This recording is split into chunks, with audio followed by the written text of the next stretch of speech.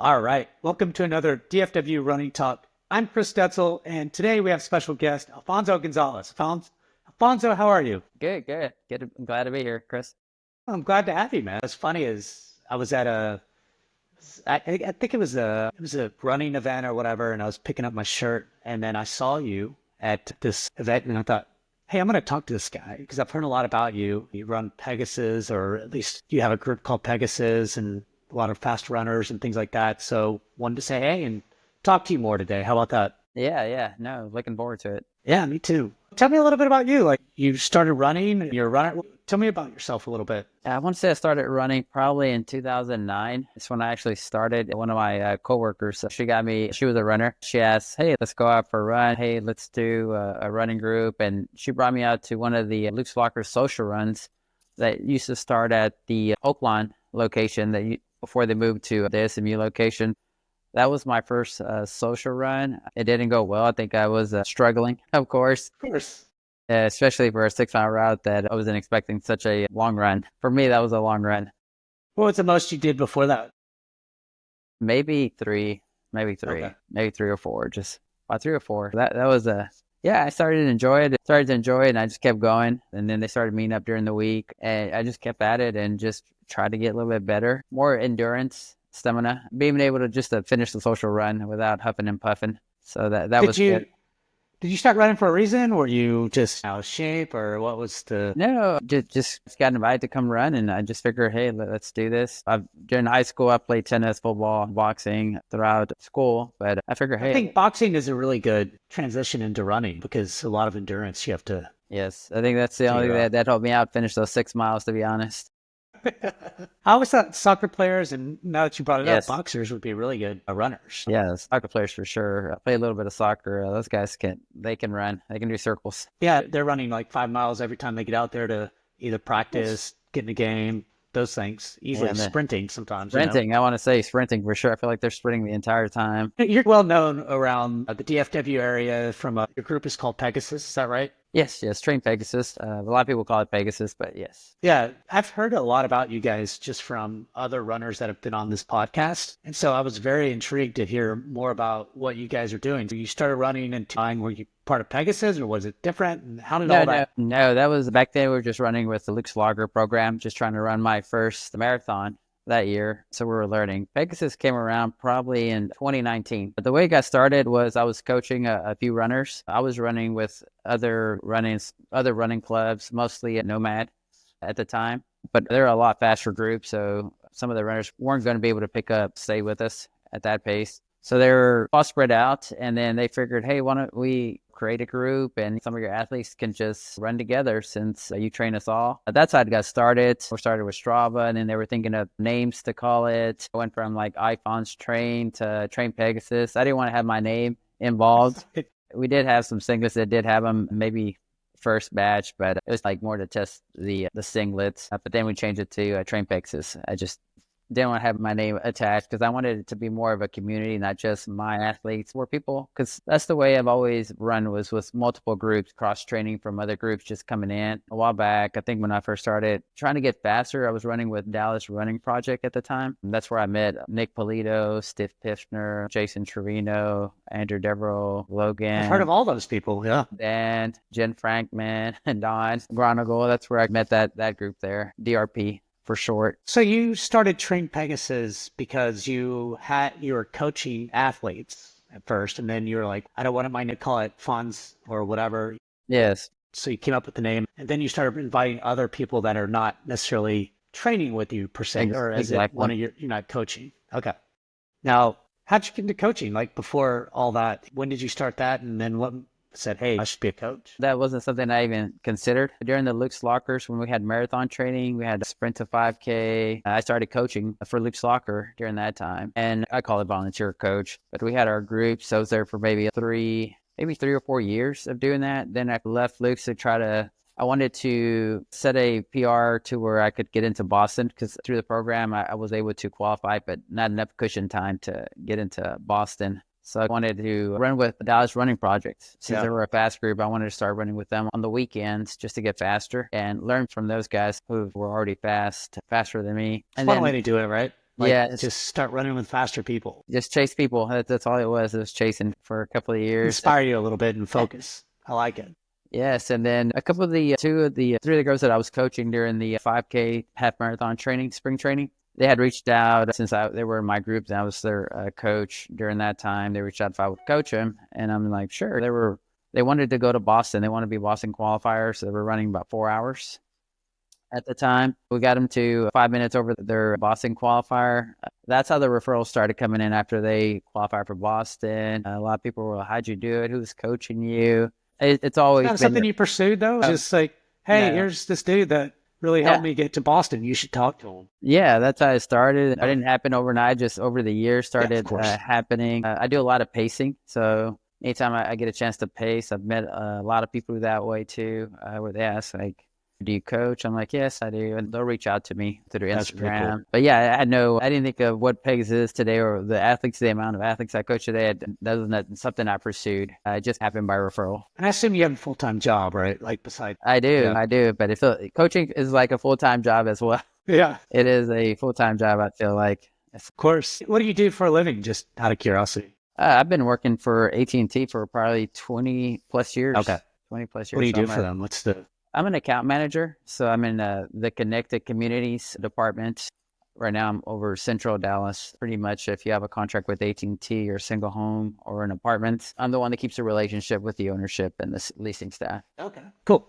It's funny because I always wondered, like, if, as a running coach, that's got to be like, yes, it's a full-time job for you as well, but can you ever stop doing your job, like your full-time job to do, is that something that at some point you think about, or is it just, I'll just keep doing it on the side? That is something I probably would want to, when the time's right, I think that's something I would probably want to do full time. Okay. When the time comes, that would be something, because I get a lot of people that want more one-on-one training, and that's something I can't do with a full-time job. I'm like, I can't train an amount of people throughout the day and help them. I just give them that personal training. How many people do you train today? Like actively right now, I would say about 75, but I want to say I've coached probably over 200. I do my best to force them to take a break after their marathons, because a lot of them, they want to continue the training, but also So you can have a break. Yeah, so exactly, that's the truth behind it. So I can have a break. Yes. Wow, I didn't know you had that many. I was thinking you were going to say 20 or 30. That's pretty impressive. Yeah, I have a few in Canada, Mexico, and throughout the States as well. What do you do? Just like virtual stuff, or Virtual. what Yeah, does your training look like? What is it? It's mostly virtual. I think it's more virtual. There's a few people that I consider tier 2, where I do bi-weekly check-ins and go over their weekly runs, their workouts, try to focus on where I can help them get a little bit better or where they're struggling, try to pinpoint it. So Is it mostly marathon training or do you do halves, or what's? from 1 mile to the full marathon, a few ultra, a few trail runners. I've trained a few high schoolers too. That parents have just found me that just want to get their kids to break that 5-minute mark for college purposes. I feel like you don't really need marketing. It just comes now to like, Yes. you probably have too many people coming, right? No. Yes. Yeah. I get probably maybe anywhere from 2 to 5 referrals per weekly. I just make sure I'm the right fit for them too. I also have learned to pass on other runners to other coaches too, just depending what they're looking for. So how long have you been doing this? Since 2019, 18? Yeah, I want to say 2019. Yes, 2019. It just starts falling in. People really seem to like you. What's your specialty? Like, why are people just flocking over to you? I love it. Yeah, I like to ask that question too. That's my one number question. Like, how'd you hear about me? It's always a referral. I want to say my runners have all been 100% a referral. They like me keeping it simple. A lot of the people that just want to go to Boston, want to set PRs, they just like simple. So what does your training program look like? I believe in the 20-80 rule, 80% easy, 20% hard. So I'm a big believer in that style. So I think recovery is very important. I think a lot of people get shocked when they see me running 11-minute miles to 12, sometimes 10:30. Really? But I spent a lot of time doing that. And I know we were talking about Jose Lopez That's right. on Saturday, and yeah, he always reminds you of that person because he's a great runner, super fast, but you never really see him do much speed work. And I get to run with him. I run with him now every Sunday, him and his group of folks. And one of the things he told me was, look, I'm in this sport now for longevity. And he goes, and The way I think he does it is he'll run a lot of slow miles. He's running 60 a lot. So he's running 60 or 70 miles a week whenever he's maybe sometimes more whenever he's training for a marathon. So he'll be at Cowtown this weekend. I don't know if this podcast will come out by then, but he's going to run the Cowtown. And I think for him, speed work comes in more races. So he'll do some 5Ks, 10Ks, and he'll get with Plano and run with them. He'll run DRC races. I think that's where he seems like that's where he gets his speed. But he also he'll do road, but he'll go to this one area that has woods and stuff like that, some trail-like stuff, not hardcore, but he'll run a ton of miles on Norbuck at Norbuck Park. And so he gets a little bit of different types of training. Terrain. Yeah, no, I think that's definitely real good to do that. So, yeah. Yeah. Now tell me, let's go back to your journey. So super interesting that all these people like love you as a coach, and I've heard that, so that's why I wanted to have you on. It was like, who's this Alfonso guy? But you go back and you started training for, let's say, a marathon. How did that go? And then tell me where you are today, like from a marathon standpoint. Marathon. Is that your race? I don't know. Do you like halves, fulls? I like the marathon. I really can't say that I put more effort now, more in coaching my runners, but not only that, but we have Monday through Sunday runs, weekly runs Every day. And then you go to these runs every day? Yes, except when it's cold. I have perfect attendance when it's 100 degrees, but once we start getting into 30, people have learned over the years that my perfect attendance goes down, my mileage goes down. But we do get a lot of, I can show up for a tempo run where I plan to run with people, but then if someone new comes to the run, I will stay back. Okay. And make sure that they don't get lost. I want them to feel welcome. So that's more important to me. The run community comes first. So I will put my workout to the side and run with somebody so they feel comfortable. But if they have somebody they can run with, that's great. But if not, then I'll sit back, and I always encourage them to come back. But that's what we have we have Monday. We have the Monday, the Friday, and the Wednesday run, and the Sunday run where it's 4 miles, sometimes 3. They're starting to pick up a lot. Those are starting to be big attendee days now. Where do you meet? We meet here at Starbucks. At Starbucks on Knox Street. On where? At Knox Street. Okay, got it. And then on Wednesdays, we join the Luke's Run at 6 a.m. So that's a good spot to go to as well. All right, let's go back to your journey, buddy. I want to hear about your marathon run, when you first started running marathons and stuff. I first started running marathons. Of course, Dallas was my first marathon, and I want to say that was 2009 or 2010. I want to say, I have to go look at it, but I'm pretty sure it's 9. That was my first marathon. It was probably barely right under 4 hours. I want to say probably right under 4 hours. That's normal. It was rough. I didn't want to run again, to be honest. It took me. Still like me. Yeah, I remember sitting after I finished a set against at this time it was at the American Airlines Centers when it started. So I remember just sitting at putting my back sitting down against the building.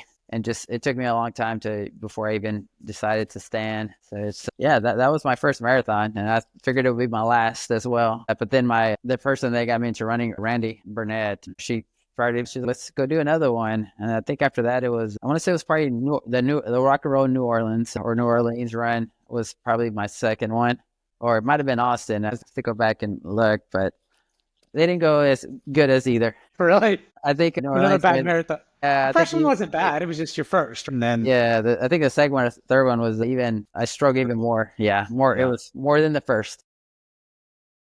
I think that's good. If you look back at that, you kind of understand what it's like to struggle, and then for your runners that you talk to, you have some compassion for them. It's not like all of a sudden you just was this amazing marathon runner when you first started.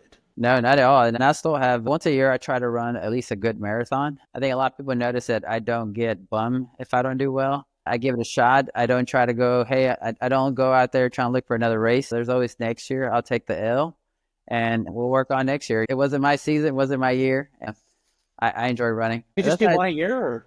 No, I do a lot of pacing, but I put effort into. I try to put one race per year where I just put effort. I'm gonna try Boston. It's gonna be my effort run this year.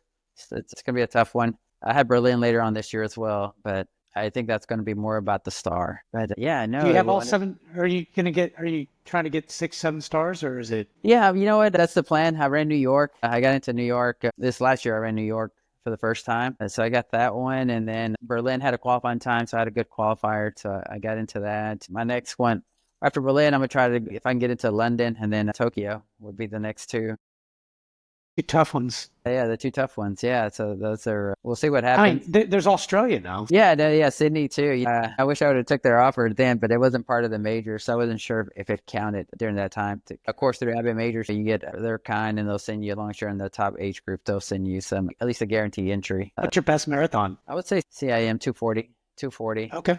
240. Is Yeah, that kind of where you are today? Is that yeah, range? Or? 240. I think my range is probably the last two that I've offered was 240, 242.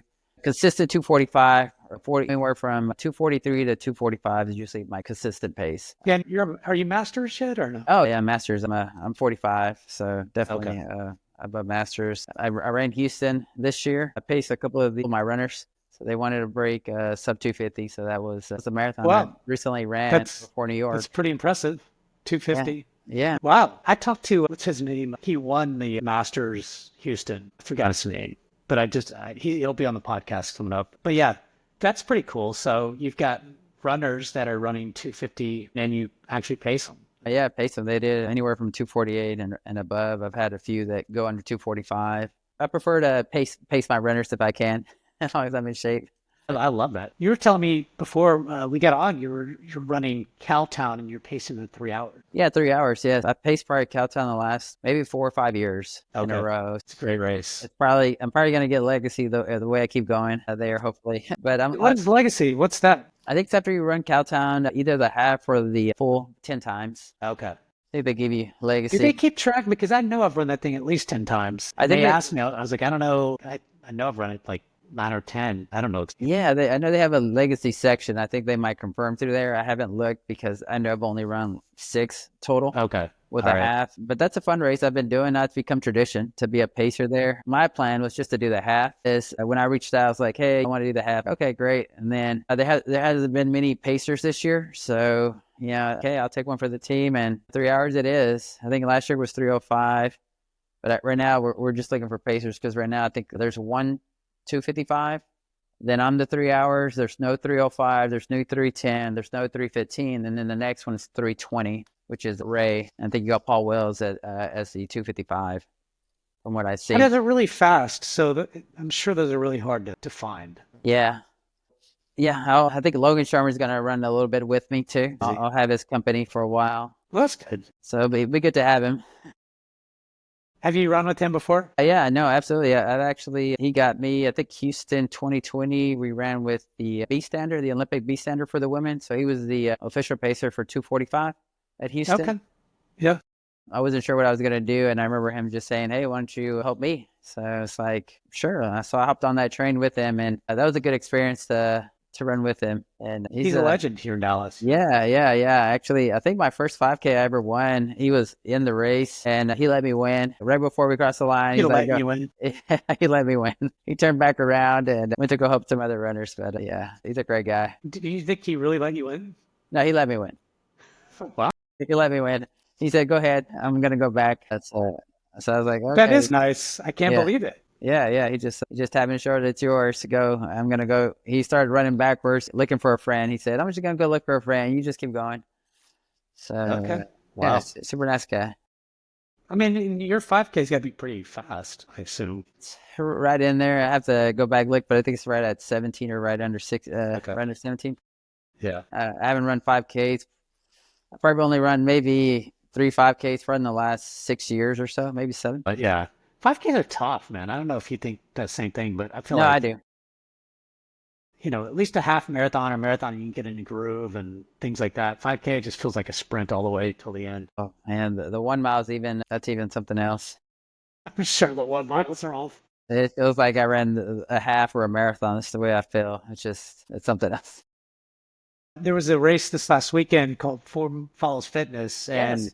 I think the first place person won or got 1650s. I forget exactly in the second, 1701. There's some pretty fast people here. No, absolutely. I definitely agree. I think we're just getting even more faster. I feel like every time I turn the corner, there's someone new and someone running faster, setting PRs. It's like the guy that won Dallas this year is his first marathon. Yeah. And his first look, he was an elite athlete, went to college, just got out of college.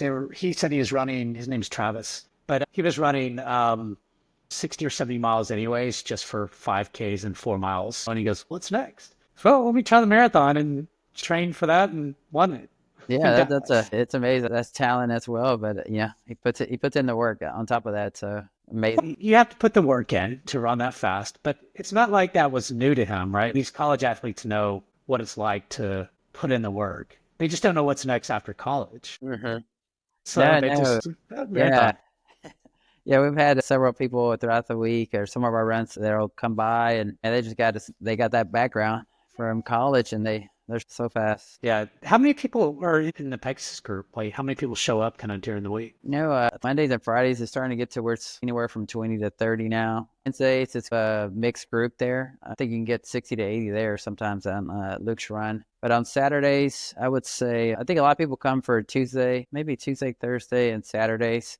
We can get anywhere from 30 to 40 more when people like, if the co-op's there or if the completely slots are there. Yeah. If racetrack club comes, even the Lake Highlands track club, sometimes we're all mixed in. We've all run together in the past, so it just varies on who comes. But we did get a good turnout overall. You seem to have, so one of the things I always think about is the community of runners. And just if you look at Dallas, Fort Worth area, it's huge. There's so many groups out there. And I love seeing that. And what you guys are doing is really cool. As you think of the love of running, the love of the community, obviously you have some passion for that. Can we talk about that? No, it's just something I've always enjoyed. I think not only that, but I think it's a good stress. I feel leaving work at home and just being stress free. That's one of my many things one of maybe three things that I like to do where I just enjoy it, and then helping others that want to get to a level where I used to be at, where they're just starting, getting them there, getting them to that 1 mile, getting them to the second mile, the third mile. As long as they keep coming, it's just something about it that I've always enjoyed. It's just peaceful and relaxing. I enjoy it. I love how you've done it long term, right? You've just not stopped, right? 'Cause it's hard because you have a full-time job and I'm sure you have obligations at the house and things like that. And then just to consistently bring in people, you're coaching people now, you've been doing that for a while. And then when you think of like just going there every week, 4 or 5 times a week, you're going to meet people to run and just keeping that community going. And you should be proud of what you've accomplished in the community. It's pretty amazing. No, thank you. Yeah, I think it does. One thing too is every time I get someone new that's going to come for the first time, I make sure I'm there and make sure they feel welcome. So if they reach out, it's going to be their first time. I'm there. What do they just send you? Are you guys just mostly on Instagram, or what's the Instagram? Yeah, it's Instagram, Strava. They usually send a DM or they'll send an email or they'll find the website. Yeah, we get a lot of emails for coaching or asking, can anybody come? People from Boston who hear about the group that run in the past, Oklahoma. Anytime they reach out, just try to find out what pace they are and try to put them with somebody that's going to be able to run with them. And if we don't have somebody at that pace, and then I'll refer them to another running group where they're going to benefit more as well. So it's also to make sure coordinate as well, put them with the right. If we're not the right fit, put them with the right fit, right group. Yeah, when I was first talking to you, I thought Pegasus is just a really fast, or Train Pegasus is just a really fast group only. But it sounds like if you're running 10 or 11 minute miles at times, right? I think sounds like it's for most people at any level almost, right? Yeah, Is that right? No, yeah, it's just probably for anybody. But I do let them know that Mondays, Wednesdays, and Fridays and Sundays are where it's going to be more laid back, more social, more 10:30. But Tuesday, Thursday, and Saturday, the people that come, they're there to clock in. That's what I say. They're clocking in. They're going to put the work. They're serious. They're serious. So yeah, we've gotten a lot because, like you said, that was the reputation we had in the beginning, where it's like we were just too fast. People didn't want to come run, and I think people started to see me run slow on certain days, which were those days that Monday and Friday and Wednesday and Sunday. And they're like, why don't you just have a Monday through Sunday group? Because we're always asking who you're running. And then more people just started to come on those days. Sometimes those days, most recently, now we're getting like 30 people that come on what used to be maybe four to 10 people on those days. Now we got brand new people, beginners that are feeling comfortable. You're always going to get that, man. As long as you kind of continue on, the people just come and run. And you'll continue to, this, but yes. That's pretty cool. I love what you're doing. Yeah, so it's great to see. I love the running community, and it always comes first. Now, you run this, but is there somebody like also helping do some of the stuff, or do you have a partner in crime or anything like that? Or I'm sorry, go back. You cut off there. I don't know. Do you have a partner in crime that helps you do some of these things, or? Yes, Joe Wolf. She does a lot of the event coordinating. She sets the Strava events. She'll, before we start, she'll give a speech and make sure everybody has a partner as well. If not, I will if she's not there. She recently moved to Grapevine, but she still comes on the workout dates, so the clock-in days is what I call. So she helps me out on those days, and then I'll take on the other days, which I enjoy. Social runs, the 10:30, the 9:30s. So those are the days that I love. Yeah, because you She can just helps me talk and out. hang out. Yeah. So she definitely helps me a lot. I think you got to have more people, and I'm sure eventually there'll be, as the group continues to grow, I'm sure somebody else will step up and take another role. Even when it comes to coaching as well, somebody will eventually come along. And I'm starting to see some of the groups take the group by. People are trying to be leaders and inviting other people, and they're making it their own group, which it's good to see. So most of the time I like to sit back and just let the group run it. But every now and then, But you can't do everything. You got to show some leadership, but at the same time, how do you? Because it's a free group. I know you coach some of these people, but what can you do? It's not like anyone's getting paid. It's not a completely organized, like it's not like a DRC, right? Like that you have these pace groups and all these other things. You have to have people stepping up. Yeah. It's great to see. It's great to see see Pegasus take that life starting to grow. So that's good. I love it. I love it. Is there anything that, that I completely should have asked you that I just didn't ask, that you were like, man, you should have said this? No, I'm sure there's like 1,000 things. Yeah, no. There's always things that come up. I think the marathon. I've done 33 marathons, I think, total. Okay.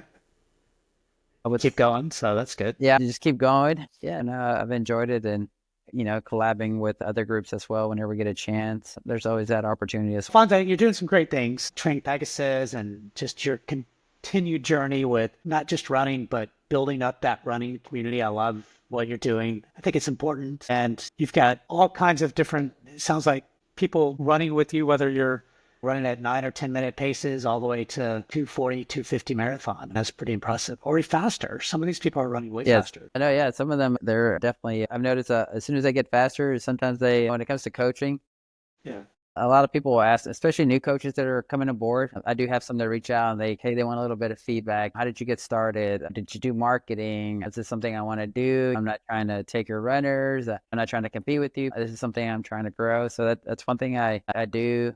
Try to help us more coaches. So you start to see more coaches here in the DFW area. I like to always let them know it doesn't come overnight. I've been doing this for a long time. So it's not like it happened right away. Just coach people. You're going to get referrals. You're going to have some athletes that leave you and go to another coach. Don't take it personal. It's just business. It's just business. It's just like me. I'm in the telecom communication. I'll have a good friend that's been with AT&T and then suddenly wants to go to T-Mobile or Verizon. Can't get your feelings hurt. It's same here, and they're ready to move on to another level. I had a recent Luca moving on from the Mavs. Oh, it's just business.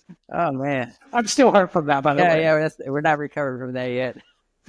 Yeah, that's one thing I do try to let some of these new coaches that are coming aboard not to take it too personal. Because I had one reached out and I guess one of his athletes went to another coach and he was a little bit bummed. Yeah, and I said, no, it's part of the game and it happens. I've had runners that I've had for 5 years and sometimes it's time to try something new and they want to get a different coaching style and that's totally fine. Vice versa, might not be the best fit for somebody as well. And just like you said, sometimes maybe you were a good fit for 5 years and then just they want to try something different. Wrong with that. Yeah, there's nothing wrong. And I always tell my runners, hey, you're welcome to continue to come here. I don't want it to be weird or anything. I want what's best for you. I just come up here and just be a part of the community and share your wisdom with other runners that want to get to your level or just starting. I let them know where you came from. I love that. Alfonso, this has been great, man. I really appreciate you coming on. You bet. No, thanks for having me. All right. Thanks, everyone, for tuning in to another DFW Running Talk. I'm Chris Detzel, and please don't forget to rate and review us. And know that we do have a group called DFW Running Group of 10,000 plus runners that connect online. So go to the Facebook group, join if you'd like. And Alfonso, thanks again. Really appreciate it. Thanks, Chris. You have a good day. Bye.